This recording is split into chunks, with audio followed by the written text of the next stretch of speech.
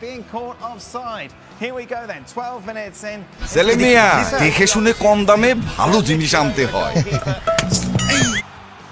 Even then.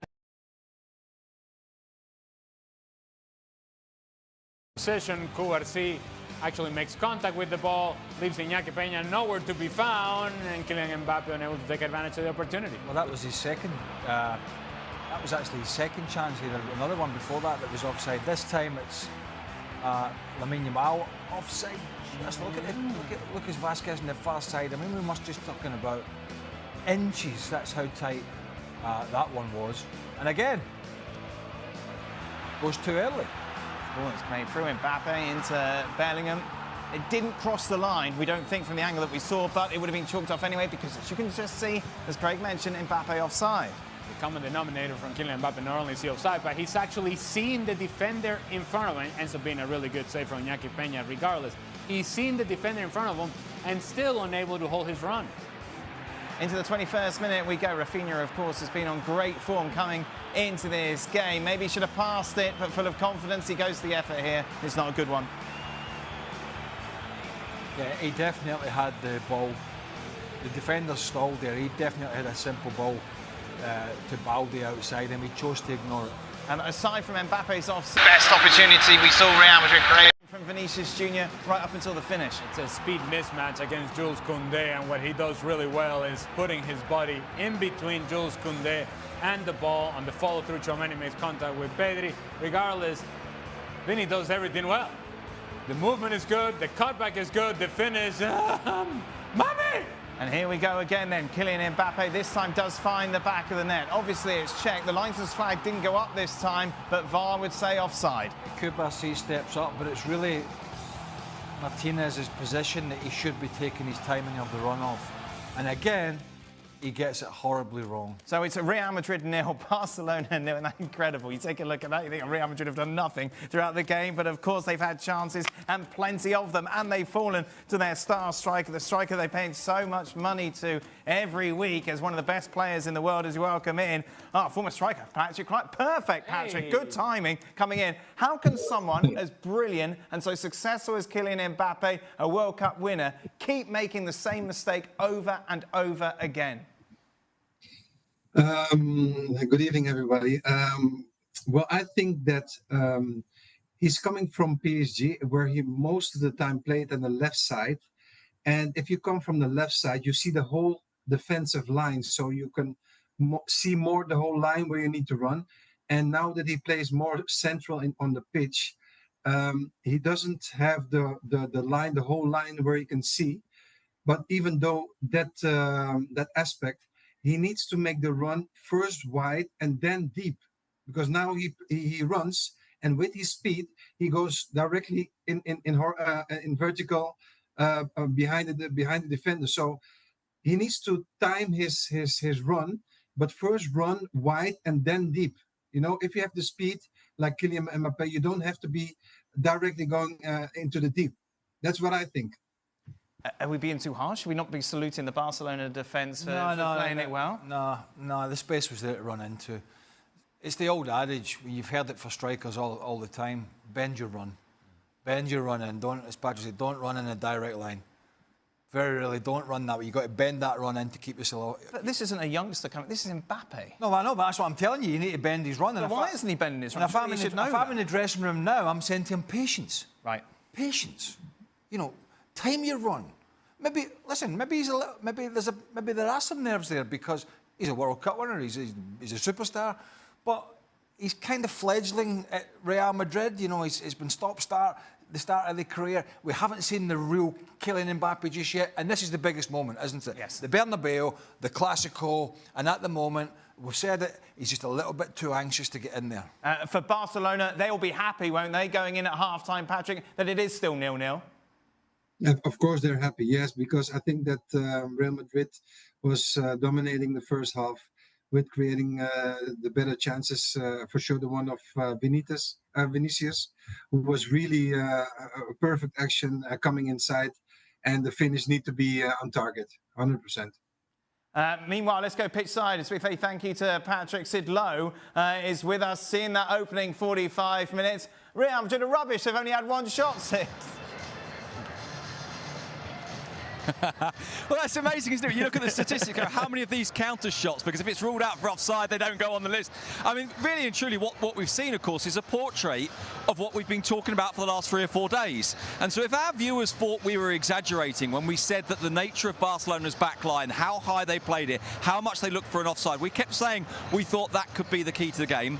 And so far, it's proving it. Now, as Craig's discussing there, we could look at this and say Barcelona are timing this perfectly, but they are on a knife edge, and this is what happened against Sevilla last weekend in La Liga. It's what happened against Bayern Munich in midweek. Even before tonight, they'd caught teams offside 65 times. If you take all of Europe's top 5 leagues, that's more than twice as many times as anybody else. This is a philosophy, this is a plan, and so in a way we should be applauding for them for it, but of course they only need to get it wrong once, and it will cost them. So far, it hasn't. Will it? It will. And we're counting upon Kylian Mbappe to time his run. Patience. That would be my message to him if I were Carlo Ancelotti. Patience is going to come. Just make the right run.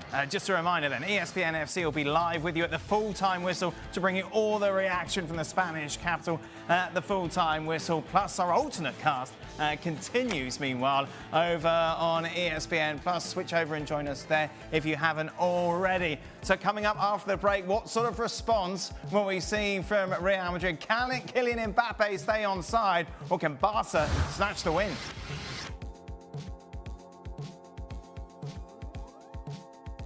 All right, we got your home and auto bundled, and you saved hundreds. Oh, that's nice, with the economy and all. Ooh. What's the economy?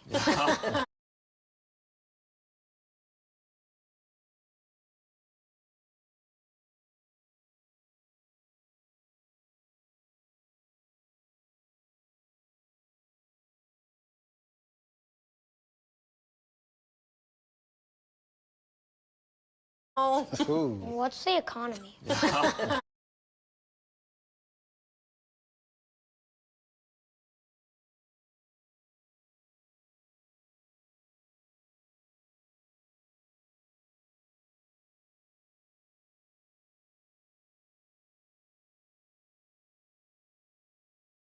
Oh. Ooh. What's the economy?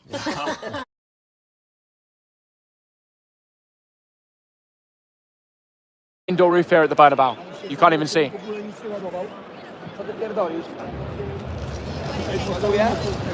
Oh.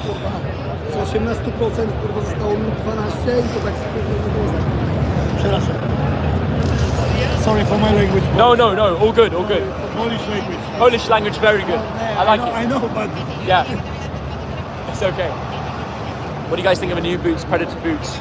ja go wziąłem gitarę, bo on na całym... The Bellingham boots. He's got his own adverts, Jude Bellingham. Waiting for the action to prevail in the second half. There's a few Indian fans in the chat, Turkish fans. Will Arda Güler come in the second half? I think he could. A very good player, technically gifted. Could make a difference for Real Madrid if they want to break down that final third. I think Arda Güler could make a massive difference.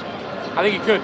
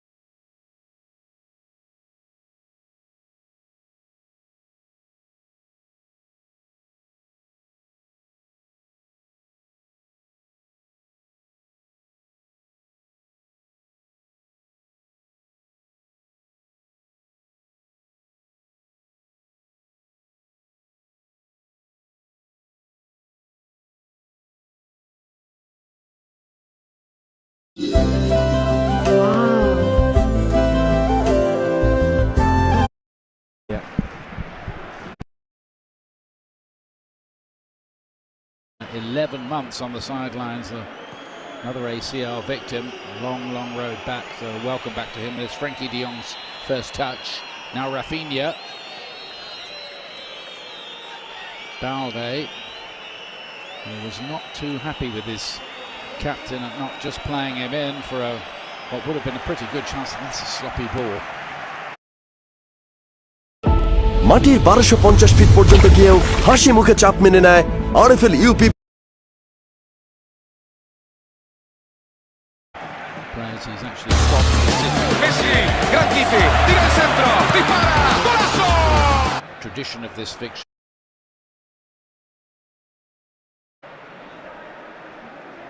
Just to recap on the teams on the bottom of your picture.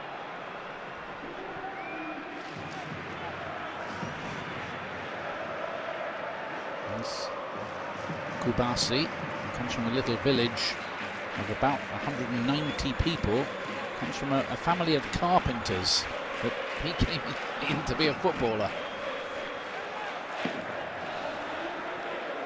ছেলে মিয়া দেখে শুনে কম দামে ভালো জিনিস আনতে হয়। De Jong.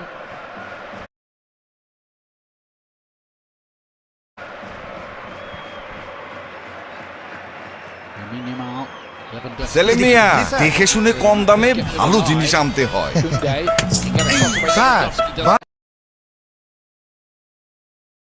Good ball in by Kunde.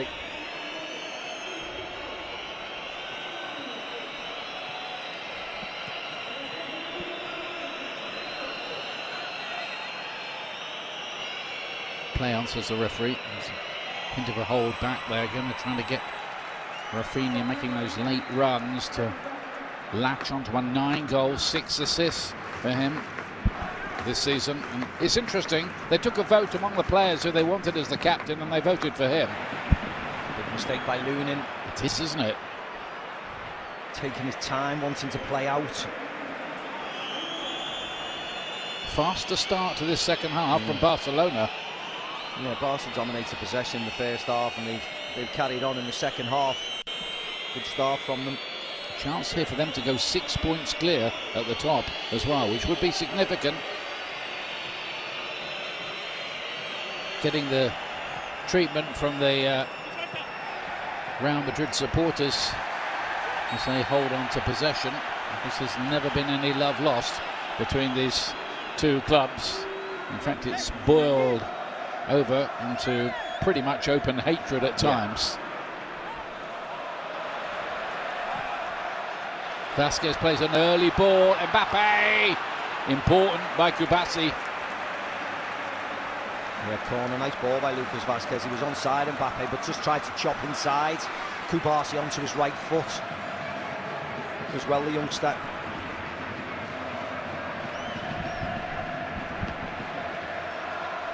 Is it written in the stars that Mbappe on his Clasico debut will have the last word and be the man who makes the headlines? Last year it was all about Bellingham, wasn't it? All the talk was Bellingham, and Bellingham delivered the winner in both La Liga games between these two.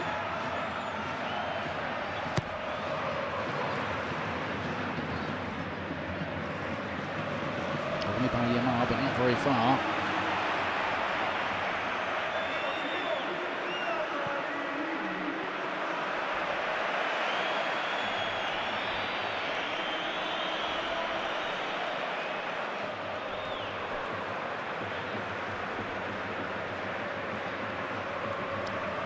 Lunin actually did keep goal for Real Madrid in the 3-2 win they had in this game in April, because Courtois was out then as well.